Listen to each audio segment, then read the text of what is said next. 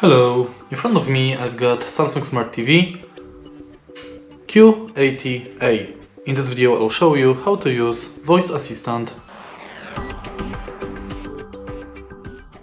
In the beginning, let's go to menu, enter settings, go to general and voice.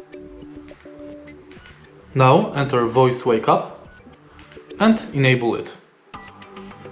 Then you can go to Bixby voice settings, select language and enter voice wake up.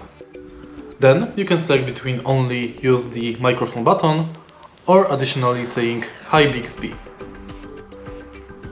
Now when this function is on, we can go back to menu and simply say hi Bixby. Hi Bixby, enter YouTube.